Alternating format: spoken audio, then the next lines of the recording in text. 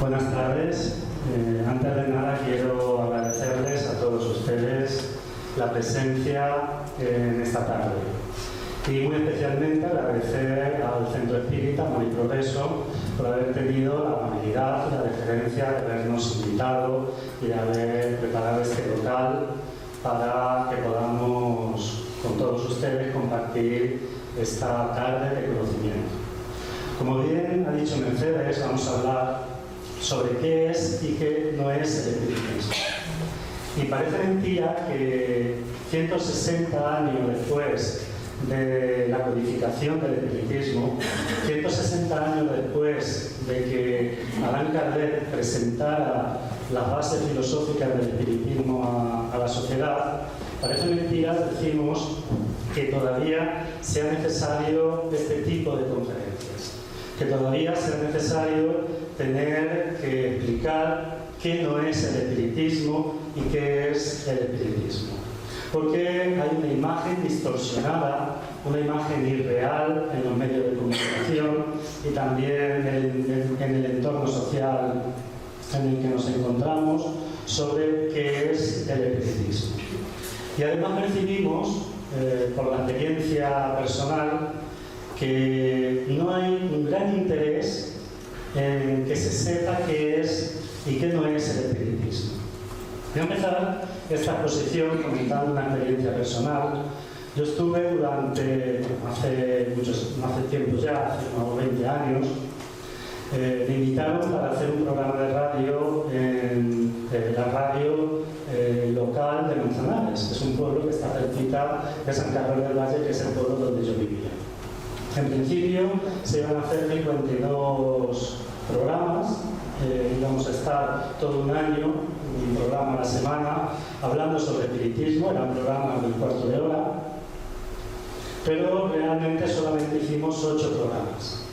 Hicimos 8 programas porque el director de la cadena, una vez que hice el primer programa, el segundo programa, me llamó y me dijo que no era eso lo que él tenía en mente cuando quería un programa sobre espiritismo. Porque él me dice, bueno, yo lo que quiero es que tú te concentres, contactes con los espíritus y la gente te llame y le digas a los oyentes en relación a las preguntas que estas personas te van a hacer. Entonces yo le dije que eso no era el espiritismo, que ese no es el verdadero carácter del espiritismo. Si seguimos haciendo una serie de programas, al final me dijo, mira, lo que tú estás haciendo no es lo que me interesa, porque no estaba interesado realmente en hacer un programa sobre espiritismo. Estaba interesado en hacer un programa sobre lo que él creía que era espiritismo. Pues en esta exposición vamos a intentar ver qué es realmente espiritismo y qué no es realmente el espiritismo. Para justificar esta afirmación, les diré que yo conocí el espiritismo desde a la edad de 14 años y desde entonces estoy estudiando el espiritismo, estoy profundizando en los conceptos espíritas y creo que tengo una base para poder afirmar qué es el espiritismo y también para poder afirmar que no es el espiritismo. Vamos a empezar con una afirmación que es muy conocida, que parte del propio fundador, el propio creador o codificador, como mejor nos gusta llamarle, del espiritismo. Él es Allan Kardec. No vamos a detenernos mucho a hablar quién era Allan Kardec, pero él, cuando define el espiritismo, lo hace de la siguiente forma. El espiritismo es la ciencia que estudia la naturaleza, el origen y el destino de los espíritus y las relaciones que hay entre el mundo espiritual y el mundo corporal. Fijaos que ya empieza hablando de que el espiritismo es una ciencia y que tiene una finalidad que es el estudio. Este es el verdadero carácter del espiritismo.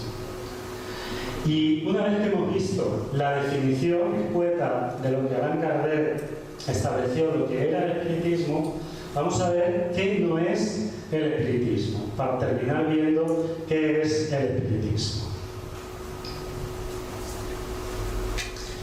Bien, El espiritismo, como muchas veces se presenta, es como si fuese un pasatiempo que usa la mediunidad para la diversión. No sé, es muy común decir, bueno, vamos a hacer espiritismo. Personas que se reúnen, no tienen otras cosas mejor que hacer y se dedican a decir, vamos a hacer espiritismo. Pero realmente esto es un concepto erróneo, porque el espiritismo no se hace, el espiritismo ya está hecho, ya está creado. Por lo tanto, no es el concepto erróneo, vamos a hacer espiritismo. El espiritismo, si es verdad, que toca el tema de la mediunidad y aborda el tema de la mediunidad, pero lo aborda como una facultad humana, como una facultad que hace parte del propio ser humano y que por ser una facultad humana, como toda facultad humana, no tiene moral. La mediunidad por sí misma no tiene moral, no es ni buena ni mala. La mediunidad es neutra. Depende de la dirección que le da aquel que desposea la mediunidad, que la mediunidad se va a tornar positiva o se va a tornar negativa. Por lo tanto, el espiritismo, que ha hecho un estudio profundo de la mediunidad durante 160 años, que ha abordado ese problema, que ha abordado esa facultad que tiene el ser humano, le ha asignado una aplicación, es decir, le ha dado un objetivo. Y ese objetivo es que no se puede utilizar la mediunidad para diversión, que no se puede utilizar la mediunidad para cosas frívolas, porque la mediunidad es algo muy serio. Cuando la persona sintoniza con el mundo espiritual, en ese momento el mundo espiritual, los espíritus, están invadiendo de alguna forma el sistema nervioso del medio. Y el medio tiene que tener un equilibrio para contrarrestar esas energías o esas influencias que están influenciando al medio. Por eso el espiritismo aborda el tema de la mediunidad con mucha seriedad y con mucha profundidad. La mediunidad para el espiritismo no es un juego y no puede ni debe hacerse de cualquier manera. Es algo muy serio que hay que asumir con mucha responsabilidad y con mucho criterio. Vamos a seguir. La mediunidad, el espiritismo no es la Ouija. Desgraciadamente se asocia mucho el tema del espiritismo con el tema de la Ouija.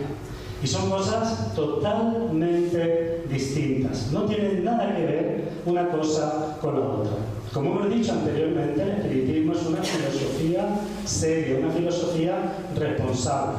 La Ouija se vende como un juego. Para el espiritismo la mediunidad no es un juego y por lo tanto no tiene nada que ver con la Ouija.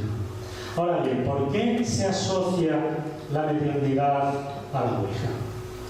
En primer lugar, por la publicidad que se hace en los medios de comunicación.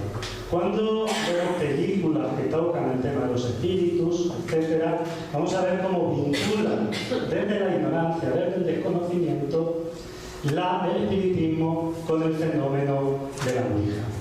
Pero hay otro elemento clave, y es la confusión que existe entre espiritismo y mediunidad. No es lo mismo espiritismo que mediunidad. La mediunidad, como decíamos anteriormente, es la facultad propia e inherente del ser humano que le permite contactar o sintonizar con el mundo espiritual. La palabra medium significa intermediario, mediador. Un medium es un mediador, un intermediario entre el mundo espiritual, que es el mundo donde viven o donde vivimos cuando abandonamos nuestro cuerpo, y el mundo material, el mundo físico. Esa es la facultad mediúnica y como tal, cualquier persona, independientemente de la edad, del sexo, independientemente de su religión, independientemente de su raza, independientemente de su cultura, independientemente de si cree o no cree, puede ser medium y puede tener contacto con el mundo espiritual. Y de hecho, de la mediunidad existen vestigios desde la más remota antigüedad. Si nos remontamos a las tesis religiosas y filosóficas de la antigüedad, vamos a ver que la mayoría de las grandes religiones y la mayoría de los preceptos filosóficos tienen como base o como uno de sus principios la posibilidad de comunicarse con el mundo espiritual. El espiritismo es la ciencia o la filosofía, si se quiere, que nace en el siglo XIX y que, entre otras cosas, explica la mediunidad, porque la ha estudiado, la ha investigado y le ha dado una orientación. Por lo tanto, no tiene nada que ver el espiritismo como tal con la mediunidad. La mediunidad es universal y el espiritismo es la ciencia que estudia esa facultad universal. Es como si dijésemos, los fenómenos físicos han existido desde siempre. Desde siempre han existido las propiedades de la materia. Sin embargo, los fenómenos físicos son una cosa y la física que los estudia, la ciencia que los estudia, es otra cosa diferente. Entonces, esta separación y esta definición entre lo que es mediunidad y lo que es espiritismo es fundamental para el conocimiento del espiritismo. Y luego también, otra de las razones por las cuales la Ouija se confunde con el espiritismo es porque las primeras investigaciones que se hicieron en materia de mediunidad, cuando los fenómenos surgen, lo primero que surgieron fueron los fenómenos mediúnicos de efectos físicos, porque tenían la finalidad de llamar la atención de la gente. Una vez que los investigadores empiezan a abordar estos fenómenos físicos, crearon un sistema de comunicación con el mundo espiritual. Y este sistema de comunicación al principio era lento, era tosco, porque era por intermedio de golpes. Y poco a poco se fue perfeccionando. E incluyeron este elemento que empezó como un medio de investigación de los fenómenos mediúnicos para la comunicación. Pero posteriormente, con el avance de las investigaciones, se dieron cuenta que no era necesario este elemento para que las comunicaciones se produjeran. Que bastaba con que el medium sujetase con la mano el boli o que el medium entrase en trance y diera una comunicación parlante para que la comunicación fluyera de forma más práctica y mejor. Por lo tanto, este medio se desechó, se eliminó dentro de las investigaciones mediúnicas y actualmente pasa a utilizarse como un juego. Pero decimos desde el espiritismo que el espiritismo no es la Ouija y no tiene nada que ver con el tema de la Ouija. El espiritismo no se dedica a adivinar el futuro, porque desde el punto de vista del espiritismo no existe un destino escrito, no hay un futuro establecido, porque si existiese un destino, si todos nosotros tuviésemos un destino escrito, preestablecido e inamovible, nosotros seríamos máquinas, no tendríamos libre albedrío. El espiritismo lo que nos dice es que todos nosotros somos constructores de nosotros mismos y que nuestro comportamiento es quien determina lo que nos puede pasar o lo que no nos puede pasar. Entonces, existen causas y efectos. Cuando nosotros tenemos un comportamiento, ese comportamiento es una causa que genera un efecto. Y ese efecto puede determinar en determinado momento las futuras circunstancias de nuestra vida. Pero, como esa causa es algo que hemos hecho de forma libre y de forma voluntaria, de forma libre y de forma voluntaria podemos modificar esa causa y por lo tanto modificar los efectos. Luego, no hay un destino escrito anteriormente. Por lo tanto, nosotros elaboramos cada día nuestro propio destino. Yo tengo la libertad absoluta de, delante de una circunstancia, delante de un problema, elegir una opción u otra. Y por lo tanto, soy dueño de mí mismo. Por lo tanto, en el espiritismo no existen todas estas formas de adivinar el futuro. Ni la astrología, ni el tarot, ni la lectura de manos. Todo esto no hace parte del espiritismo. El espiritismo no tiene rituales ni tampoco tiene sacramentos. Porque el ritual solamente es válido hasta que se descubre que no se necesita para progresar. Cuando nosotros necesitamos el ritual, está bien. Yo entiendo que hay personas que necesitan del ritual, del sacramento, para sentir, para vivir algo espiritual. Pero llega un momento en el que esto ya no es necesario. Llega un momento en el que esos rituales no hacen parte de nuestra estructura. Y pasamos el ritual externo, la forma externa, a la vivencia interior. Por eso el espiritismo nos propone que el progreso se da a través del conocimiento y la práctica del bien. Que cualquier ritual no tiene mayor importancia que la que nosotros le estamos atribuyendo. Y si nosotros no le atribuimos importancia, el ritual carece de sentido. Además, los rituales muchas veces presentan una imagen de Dios antropomórfica y muy estrecha y limitada. Imagínense este Dios que si un niño está bautizado y muere, va al cielo. Y si no está bautizado y muere, según esta ideología, no puede ir al cielo. Porque desde el punto de vista de esta ideología, el niño que no está bautizado no es hijo de Dios. ¿Dónde puede caber en una cabeza racional, en una cabeza que piensa que un Dios puede condenar a una criatura inocente por una decisión que sus padres tomaron? No podemos entender esta idea de Dios. Porque lo importante no es el ritual, lo importante no es el acto externo, lo importante es la vivencia interna. Y es esta vivencia interna la que presenta el espiritismo. Por eso, en el espiritismo no hay rituales y tampoco existen sacramentos. No hay casamientos espíritas, no hay bautismos espíritas, no hay... Todo esto no existe en el espiritismo, por lo menos no debería existir. El espiritismo no tiene tampoco simbología, por el hecho, por lo mismo que decíamos en cuanto a los rituales, porque la simbología es externa y el espiritismo mira hacia el interior. Por lo tanto, la simbología no tiene cabida, no tiene peso en el espiritismo. Y no estamos en contra de los símbolos, porque hay símbolos que cuando los vemos nos despiertan algo.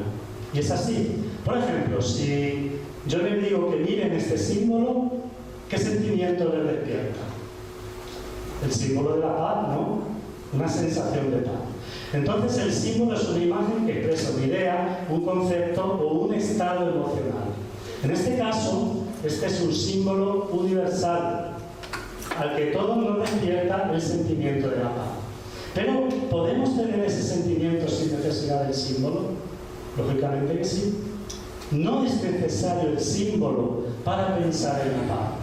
No debería ser necesario el símbolo para pensar en la paz. La paz debe ser un estado interior. Nosotros debemos cultivar la paz independientemente de que veamos o no veamos un símbolo. Además, el símbolo ha tenido una parte importante en las comunicaciones humanas. El espiritismo no los tiene, pues los considera innecesarios y a veces restrictivos. Por ejemplo, este símbolo. Este símbolo es el símbolo de la cruz. Y este símbolo tiene una fuerte carga emocional para los cristianos. Sin embargo, si un budista ve este símbolo no le va a decir nada a un budista, no le va a decir nada a un maometano, lo va a ver y va a tener indiferencia. Como el pensamiento espírita es un pensamiento universal, porque se apoya en fenómenos universales y en leyes universales, si aplicásemos símbolos al pensamiento espírita, estaríamos restringiendo el concepto espírita a solamente aquellos que conocen la interpretación de estos símbolos. Por lo tanto, en el espiritismo no existe simbología, no existen símbolos. El pensamiento espírita está basado en la razón, en el razonamiento. Por lo que ofrece un esquema sistemático de conocimiento basado en la comprensión de los conocimientos espíritas. además de las implicaciones morales que estos conocimientos conllevan. El espiritismo no tiene dogmas. Es muy importante que entendamos esto. Ahora, si miramos la RAE, el diccionario de la Real Academia Española, esto está copiado textualmente. Fijaos aquí, tenemos la Real Academia Española, copyright, ¿no? La palabra dogma tiene estos tres significados. Proposición tenida por cierta y como principio innegable. Conjunto de creencias de carácter indiscutible y obligado para los seguidores de cualquier religión. Y fíjense bien en este tercer punto. Fundamento, punto capital de un sistema, ciencia o doctrina. Entonces, podríamos hablar de que el dogma no necesariamente restringe el pensamiento científico o el pensamiento filosófico. Porque desde el punto de vista de la definición académica, la palabra dogma también se emplea para aquellos principios que son capitales dentro de una ciencia o dentro de una filosofía o incluso dentro de una doctrina. ¿Por qué decimos que el espiritismo no tiene dogmas? ¿Por qué desvinculamos al espiritismo del concepto de dogmas? Porque la palabra dogma generalmente no se interpreta en su función, en su visión académica. Cuando se habla de dogma, se tiene en cuenta el concepto de dogmatismo. Y si vemos también el RAE, vamos a ver que dogmatismo significa presunción, fijaos, presunción de quienes quieren que su doctrina o sus aseveraciones sean tenidas por verdades inconcusas, ¿no? Es decir, vemos como hay una clara diferencia entre el concepto de dogma y el concepto de dogmatismo. Una cosa es el dogma como tal y otra cosa es el dogmatismo como principio filosófico. Entonces el dogmatismo no existe en el espiritismo. El conjunto de las proposiciones que se tienen por principios innegables en una ciencia, conjunto de todo lo que es dogmático en religión y concepción filosófica opuesta al escepticismo, la cual considera a la raza humana capaz del conocimiento de verdades absolutas. Entonces, cuando hablamos de dogma, generalmente nos referimos a dogmatismo. Por lo tanto, afirmamos que en el espiritismo no hay dogmas porque en el espiritismo no hay un principio dogmático de dogmatismo, porque no hay una imposición de ideas, porque no hay una aseveración categórica en la cual afirmemos que esta idea es cierta irrefutablemente, independientemente de ser expuesta de forma racional. Por lo tanto, afirmamos que en el espiritismo no existen dogmas. Toda propuesta espírita es una propuesta que debe ser analizada y debe ser racional. Cuando analizamos dogmatismo, podríamos seguir y hacer un análisis de pensamiento dogmático. Y el pensamiento dogmático sí está caracterizado por la adquisición de ideas sin un previo análisis y sin un previo razonamiento. Por eso afirmamos que en el espiritismo no hay dogmas, porque no hay dogmatismo y no hay un pensamiento dogmático. Seguimos. No tiene jerarquías institucionales, no hay un jefe del espiritismo, no hay un líder del espiritismo. La base espírita es el razonamiento, ya lo hemos dicho. Entonces, el razonamiento implica un libre análisis. No podemos hacer una propuesta racional sin permitir que los demás hagan un análisis libre de esta propuesta racional que estamos ofreciendo. Entonces, este libre análisis nos da autonomía para aceptar esa idea o no aceptarla. El espiritismo nos dice, no acepten la idea porque sea una idea espírita, porque seáis espiritistas. La idea hay que aceptarla porque la habéis analizado de forma racional y porque coincidís y la comprendéis y participáis en la realidad de esta idea. Entonces esto nos da autonomía para aceptar o no aceptar esa idea. Esta autonomía mental nos posiciona frente al frente de nuestra vida. Porque cuando tenemos autonomía mental, cuando tenemos la capacidad de analizar y aceptar de forma libre un concepto u otro, estamos posicionándonos delante de nuestra vida, delante de la realidad. Entonces, nadie va a determinar lo que tenemos que pensar o hacer, como una consecuencia lógica, una consecuencia natural de que la base del espírita es el razonamiento. Y Kardec siempre estuvo interesado en presentar el espiritismo de esta forma, de presentar un espiritismo racional y de presentar un espiritismo que permitiera a la gente la libertad de aceptar o no aceptar las ideas que propone. No es una doctrina esotérica. Vamos a ver la definición de la palabra esotérico: oculto, reservado. El espiritismo no es una doctrina oculta, no es una doctrina que esté reservada solo para unas pocas personas. El espiritismo es una doctrina para todo el mundo. Todo el mundo que estudia espiritismo puede perfectamente entender y comprender el espiritismo. Dicho de una cosa que es impenetrable o de difícil acceso para la mente. El espiritismo tampoco es impenetrable ni de difícil acceso para la mente. Dicho de una doctrina que se transmite oralmente a los iniciados, y dicho de una doctrina de la antigüedad que era transmitida por los filósofos solo a un reducido número de sus discípulos. Y tampoco coincide con lo que realmente es el espiritismo. El espiritismo no tiene una cara oculta para nadie. Lo que es y está claramente expresado en las obras espíritas. Y cualquier persona puede acceder perfectamente a esas ideas. Luego, el espiritismo no es una doctrina esotérica. Tampoco busca el misticismo. El misticismo es el estado de una persona que se dedica mucho a Dios y a las cosas espirituales. También estado extraordinario de perfección religiosa, que consiste esencialmente en una unión inefable del alma con Dios por el amor y va acompañada accidentalmente de éxtasis y revelaciones. Y otra definición es doctrina religiosa y filosófica que enseña la comunicación inmediata y directa entre el hombre y la divinidad. Los que conocemos el espiritismo vamos a ver que la finalidad del espiritismo, al expresarnos la realidad espiritual, al expresarnos la vida en el mundo espiritual, no es que nos dediquemos en exclusividad a las cosas espirituales. Que las cosas espirituales son importantes, tienen una parte buena para el ser humano, pero que no podemos disociarnos de la realidad material, de la realidad objetiva en la que estamos viviendo.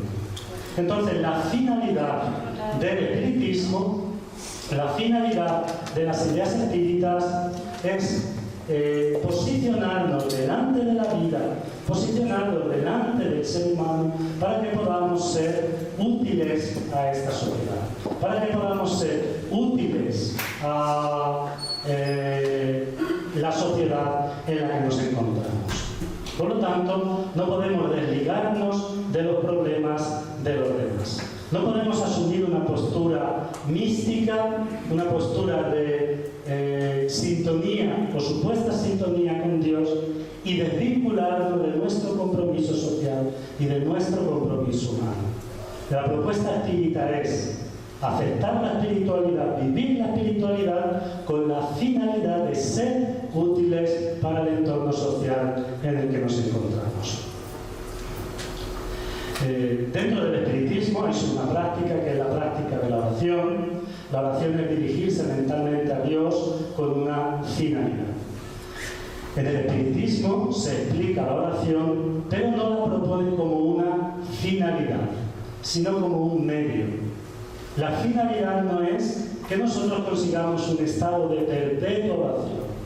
La finalidad de la oración es permitirnos cambiar los conceptos mentales, permitirnos cambiar la sintonía mental para tornarnos cada día mejor y más útiles a los demás. Por lo tanto, la finalidad de la oración para el espiritismo no es otra que nuestra mejora moral.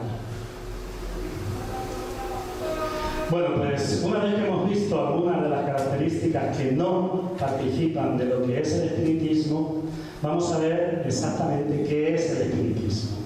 El espiritismo es la ciencia que estudia la naturaleza, el origen y el destino de los espíritus y las relaciones que hay entre el mundo espiritual y el corporal. Esta es la definición que ofrece Anna. Entonces me diréis, estás usando el RAE para ver qué definición estás usando para el RAE para todas las demás definiciones, pero no para una definición del espiritismo. Vamos a ver qué nos dice el RAE en cuanto a lo que es el espiritismo. Y quiero que vean esta segunda parte. Filosofía, lo califica como una filosofía y dice: doctrina fundada por Allan Kardec en el año 1857 que estudia la naturaleza, origen y destino de los espíritus y sus relaciones con el mundo corporal. Esta definición en el RAE no es una definición que lleve mucho tiempo. De hecho, lleva un poco más de un año y es gracias al doctor Joan Figueroa, que ha batallado durante muchísimo tiempo, durante mucho tiempo, para que se incorpore esta definición en el RAE. De hecho, hace como unos meses recibió la Asociación Espírita Andaluza una carta donde se confirmaba que al final el RAE había aceptado esta definición del espiritismo. Él es miembro de la Escuela Espírita Allan Kardec, que es una escuela que trabaja en Puerto Rico y que tiene un amplio compromiso, un profundo compromiso con las cuestiones sociales. Ellos están convencidos que el espiritismo puede y tiene mucho para ofrecer a la sociedad. Fundamentalmente una educación moral, una educación que dirija la vida de la sociedad. Entonces, ellos tienen una campaña activa como espíritas y entran en contacto con el gobierno y para dar su definición como espíritas y su posicionamiento como espíritas en cosas como la pena de muerte, la eutanasia, la educación global, la educación espírita, los problemas socioeconómicos, porque el espiritismo es esto.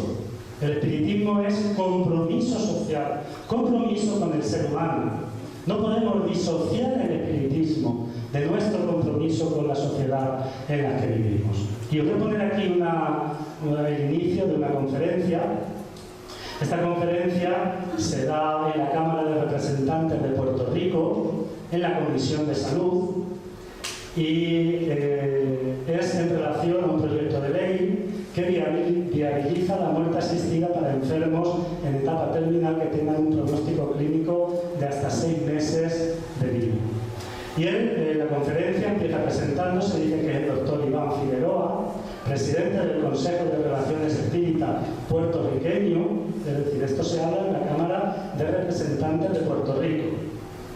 Y él dice: el espiritismo es la ciencia que estudia tal, es una ciencia filosófica de consecuencias morales. Nuestra filosofía es de carácter humanista, donde se reconoce el derecho a la vida como un derecho básico y fundamental. Es una conferencia que da en la Comisión de Salud de la Cámara de Representantes de Puerto Rico, posicionando la respuesta espírita delante de un problema grave, de un problema social. Veamos, por lo tanto, que el espiritismo no es solo para espíritas, no es solo para aquellos que se reúnen en un grupo espírita a estudiar el espiritismo, a comunicarse con los espíritus, sino que el espiritismo tiene profundas consecuencias sociales y profundas consecuencias culturales para la sociedad. El espiritismo tiene un triple aspecto. Por un lado, el espiritismo es ciencia, por otro lado es filosofía y por otro lado tiene un aspecto ético-moral. La conjunción de las tres hacen el espiritismo.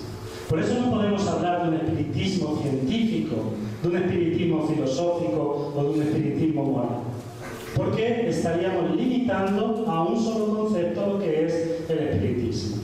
El espiritismo es a la vez ciencia, filosofía y tiene consecuencias ético-morales.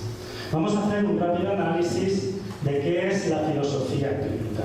La filosofía espírita está basada en 5 puntos fundamentales. El primero de ellos es la existencia de Dios como inteligencia suprema y causa primera de todas las cosas. La existencia de Dios para el espiritismo no es un artículo de fe. En el espiritismo no hay artículos de fe ni propuestas de fe, porque nosotros podemos deducir la existencia de Dios del principio de que todo efecto tiene una causa y todo efecto inteligente tiene a su vez una causa inteligente. Así pues, explicar cómo ha surgido todo aquello que el hombre no ha hecho nos lleva inevitablemente a la existencia de una inteligencia por encima del hombre para dar respuesta a esto. En la presentación de Mercedes hicimos una conferencia en relación a la existencia de Dios y un análisis científico sobre la existencia de Dios. Y hoy en día, actualmente, hay un movimiento muy fuerte que se llama el movimiento del principio inteligente, que incorpora a más de 1000 científicos de todo el mundo que declaran categóricamente y afirman categóricamente que no se puede explicar el universo, que no se puede explicar la vida sin la presencia de una inteligencia para toda esta creación. Luego, la existencia de Dios es el primer punto filosófico del espiritismo. El segundo punto filosófico es la inmortalidad del alma. Nosotros no somos un cuerpo y tenemos un espíritu. Desde el punto de vista del espiritismo, somos un espíritu que estamos transitoriamente en un cuerpo. Es como si yo me pongo un guante. Yo no soy el guante, soy la mano. Cuando me quito el guante se queda ahí, pero la mano continúa. Entonces, la propuesta espírita es que la vida no termina con la muerte del cuerpo. Que cuando el cuerpo muere, nosotros continuemos en una realidad distinta, pero tan vivos o más que estamos actualmente aquí. Y que la verdadera vida nuestra verdadera vida no es esta. Esta es simplemente un tránsito, una experiencia. Nuestra verdadera vida es la vida del espíritu. Por lo tanto, la inmortalidad del alma hace parte de los principios filosóficos del espiritismo. Y para demostrar de forma experimental esta inmortalidad del alma, este tercer punto filosófico del espiritismo, la posibilidad de comunicarnos con los que partieron para el mundo espiritual. Y esto es algo perfectamente lógico y perfectamente natural. Si los que parten al mundo espiritual somos nosotros mismos, lógicamente querremos tener contacto con aquellas personas que han quedado aquí. Es lógico. Y por lo tanto, no hay ningún motivo moral que impida que alguien que pasa para el mundo espiritual pueda comunicarse con aquellos que han quedado en el mundo físico. Y llegamos al cuarto punto filosófico de la doctrina espírita, que es la reencarnación.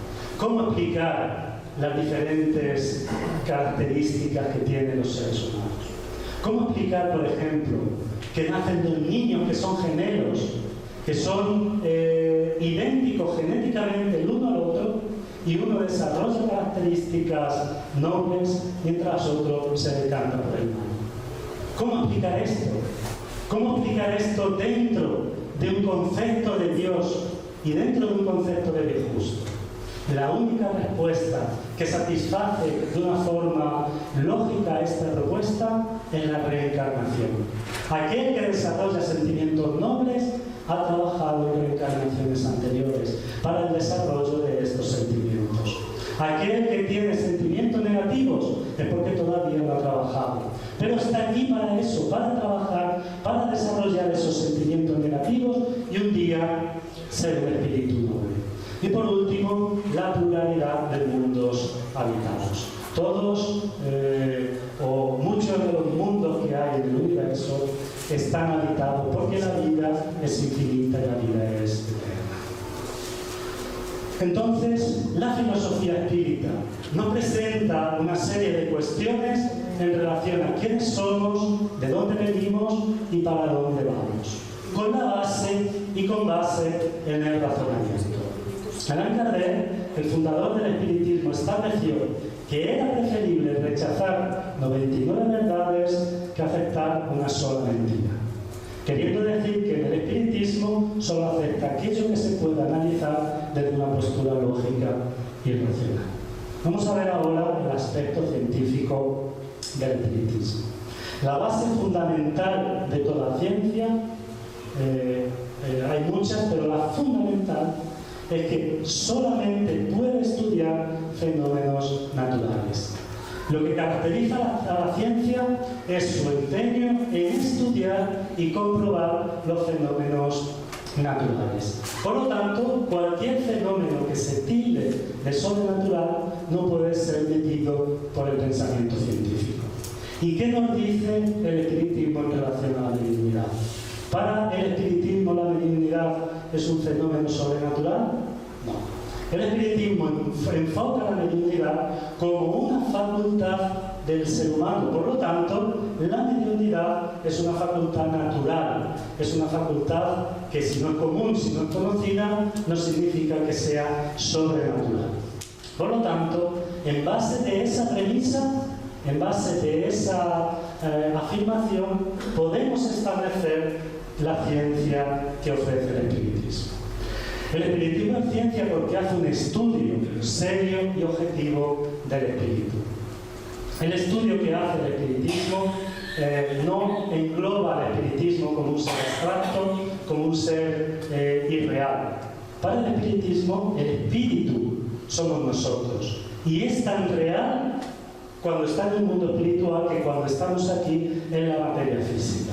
Por lo tanto, no tiene nada que ver con ningún concepto sobrenatural. Para el espiritismo, lo sobrenatural no existe, porque todo cuanto existe, existe, y por lo tanto, es natural. Es lógico, si algo existe, existe, y el existir implica que sea natural.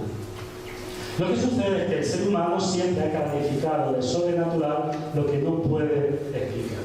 Pero el espiritismo da una explicación de los fenómenos espirituales y mediúnicos, por lo tanto los fenómenos espirituales y mediúnicos pasan al orden de lo natural. Y desde este punto de vista, el espiritismo puede ser conceptuado como una ciencia porque estudia una serie de fenómenos que parten de la naturalidad, que son fenómenos naturales. Por lo tanto, la existencia del espíritu y los fenómenos a él ligados son totalmente naturales y como tales pueden ser estudiados, observados, medidos y cuantificados como si estuviéramos hablando de fenómenos físicos. Si bien es verdad que usando métodos apropiados al objetivo del estudio. Pasando esta. Y vamos a ver el tercer aspecto de la doctrina espírita o del espiritismo, que es la moral espírita. Para el espiritismo, los fenómenos físicos, los fenómenos que hacen parte de la materia física y del universo físico, están regidos por una serie de leyes precisas que regulan su funcionamiento. La ciencia oficial ha ido estudiando todos estos fenómenos y los ha dividido en diversas disciplinas.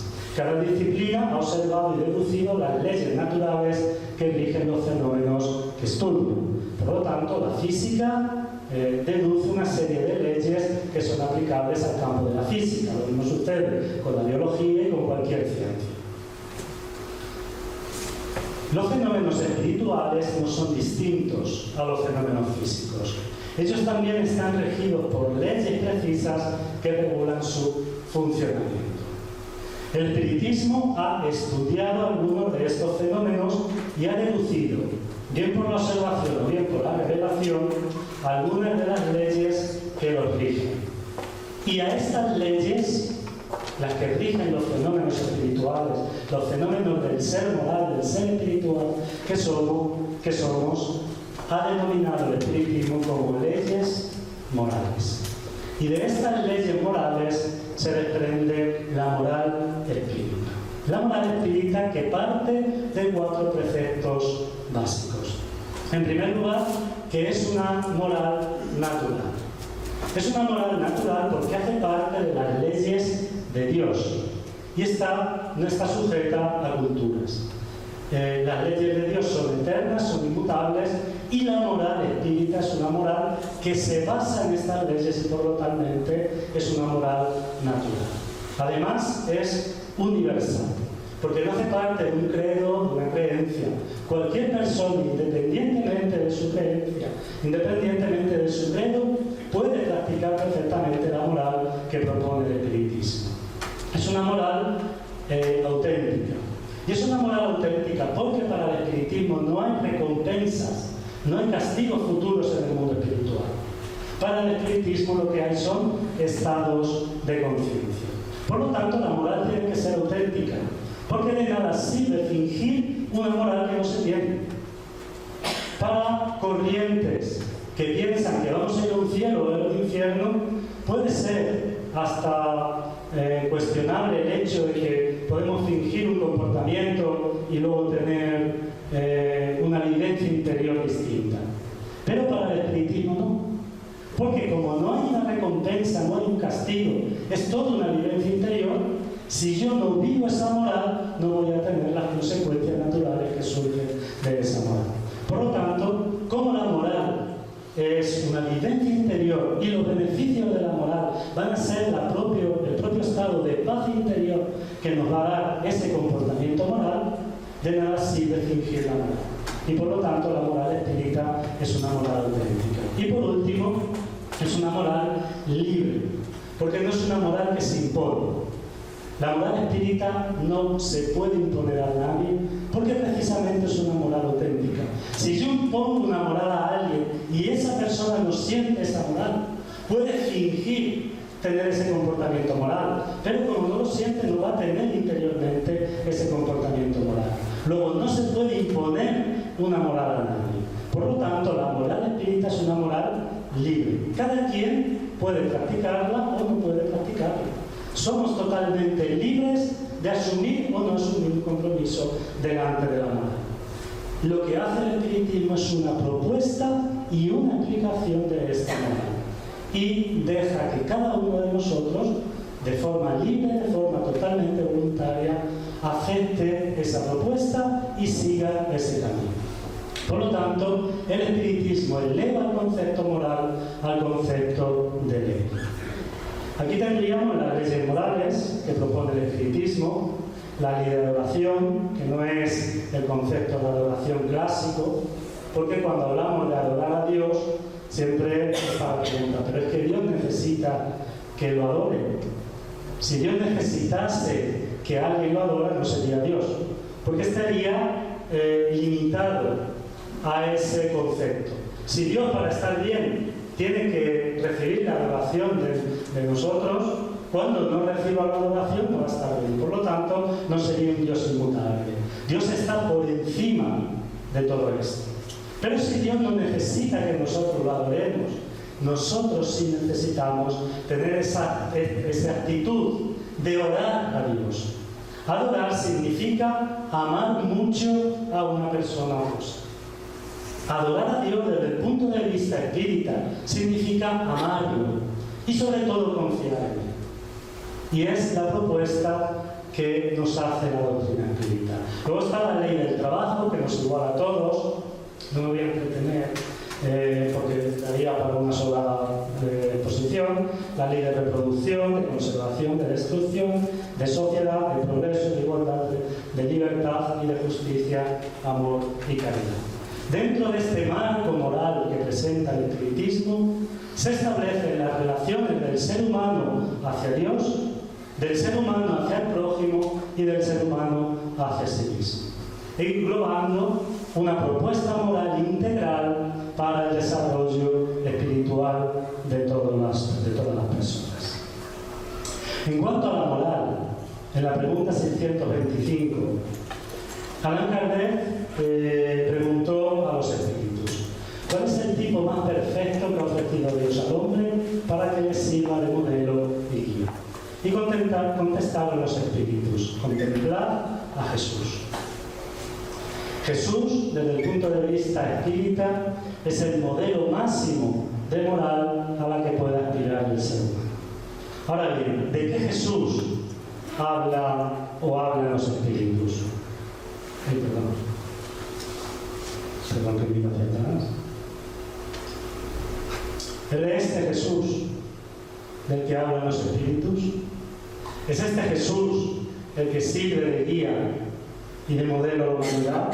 ¿Es este? ¿O es este? ¿O es este? Este es el Jesús que presenta el espiritismo. Él es Albert Schweitzer, este médico alemán que abandona la comodidad de una ciudad civilizada para irse a África y formar un hospital allí donde imparte medicina, donde cura a las personas que no tienen recursos. Este es el Jesús del que nos hablan los espíritus. Este es el Jesús del que nos hablan los espíritus. La Madre Teresa de Calcuta, en la India, haciendo una labor similar a la de Albert Schweitzer. Se cuenta, hay un libro de Dominique Lapierre que habla de la Madre Teresa de Calcuta, y en el libro cuenta que cuando iba para la India, ella era monja, se había licenciado también, se había diplomado como maestra, y cuando iba para la India conoció a una chica joven de su misma edad que pertenecía a la clase social alta, no recuerdo de dónde era. Entonces, ella le pregunta a la Madre Teresa de Calcuta, no la conocía, era joven como ella, iban por primera vez a la India, donde iban. Y la Madre Teresa de Calcuta le dice que tenía un proyecto, que quería irse a la India para ayudar a los más desfavorecidos de la India. Entonces esta chica se sorprende porque era también su mismo proyecto. Y cuando vemos esta historia, uno se queda profundamente sorprendido. Una chica que vive en la más alta sociedad de un país rico, de un país civilizado, y que abandona todo para irse a la India, para irse a la pobreza, para atender a los más necesitados. Ella no tenía condiciones religiosas, sin embargo tenía esa necesidad. Entonces, yendo en tren hacia la India, porque iban en trenes, no son como los trenes de ahora, no tenían el AVE para ir a la India. Entonces, yendo en el tren, había unas inundaciones muy grandes antes de llegar a su destino, y ellas pararon para intentar ayudar a estas personas que habían sufrido estas inundaciones. Esta chica se llamaba Jacqueline Decker, y estando ayudando le cayó una viga y le rompió la columna vertebral y se quedó parapléjica. No podía mover nada más que una mano, un poquito, y podía, eso sí, hablar. Entonces, lógicamente, a Jacqueline Decker no pudo continuar su viaje, la llevaron para su casa. Pero ella le escribió a la Madre Teresa de Calcuta y le decía: aunque la enfermedad que tengo no me supone mayores sufrimientos, mi mayor sufrimiento es no poder estar contigo colaborando en este proyecto humanitario. Y la Madre Teresa de Calcuta les contesta: puedes orar. Ora para que yo tenga facilidades a la hora de realizar este trabajo. Y ella creó un grupo de oración que se distribuyó por todo el país para orar por aquellos que estaban ayudando en cualquier parte del mundo a personas que tenían necesidad. Este es el Jesús que presenta el espiritismo. Este es el Jesús que dicen los espíritus que sirve de modelo guía. El Jesús que inspira a científicos como, por ejemplo, Alexander Fleming. Alexander Fleming dedica horas y horas, sin retribución económica, para descubrir la penicilina. ¿Y cuándo descubre la penicilina? ¿Cuándo descubre la cepa? En vez de buscar a una persona enferma y aplicarle la penicilina, como no se sabían los resultados negativos que podía tener esa medicación, se inyecta él mismo esta medicación, por si hay algún efecto negativo que lo tenga él y no perjudicar a nadie más. Este es el Jesús que hablan los espíritus. Este es el Jesús que hace parte de la vivencia espírita. Y por eso Allan Kardec divide las materias de los evangelios en 5 puntos fundamentales: los actos ordinarios de la vida de Jesús, las palabras que sirvieron de base para las doctrinas cristianas, los milagros, las profecías y la moral. Y él dice, todas estas 4 nos valen para estudio, pero en cuanto a definir la moral espírita, nos vamos a quedar solamente con este punto, con el aspecto moral de las enseñanzas de Jesús. Voy a pasar. Entonces, por lo tanto, no tiene sentido en el espiritismo cuestionarnos si Jesús es más, es menos perfecto, si Jesús es o eso no es el espíritu de verdad. ¿Qué más da? Lo importante es su enseñanza. No es el Jesús crístico el Jesús del espiritismo. El Jesús del espiritismo es el Jesús humano. Es el Jesús que, a pesar de su gran evolución espiritual, encarna entre los hombres, se hace igual a nosotros, comparte nuestras experiencias y ofrece ayuda al ser humano. No es el Jesús del espiritismo el Hijo de Dios. Es un Hijo de Dios, igual que nosotros lo somos, porque es lo que Jesús enseñó. Él decía, yo soy igual que vosotros, y vosotros algún día podéis ser como yo, y todo lo que hago algún día lo podéis hacer.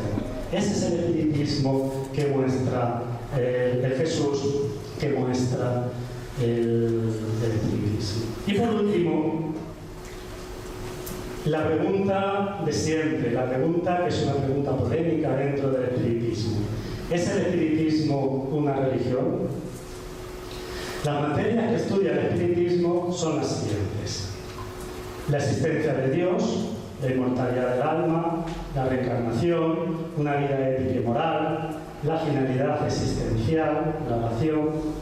Entonces, se ha deducido de la siguiente forma: si las materias que aborda el espiritismo son propias de las religiones, entonces el espiritismo es una religión. Y esto es un sofisma, porque no es cierto. Porque estas cuestiones son solo del dominio de las religiones. Estas cuestiones solo se abordan desde un ámbito religioso. Si hacemos un estudio de todas estas cuestiones, vamos a ver cómo también la filosofía ha abordado cada una de estas cuestiones. Entonces, no son los temas que aborda el espiritismo. Lo importante es el enfoque que hace el espiritismo de estas cuestiones. Y la pregunta es, ¿el enfoque que hace el espiritismo es religioso? Si propone al razonamiento como base para sus conclusiones, el espiritismo presenta un enfoque filosófico y no un enfoque religioso. Por lo tanto, no podemos establecer que el espiritismo es una religión.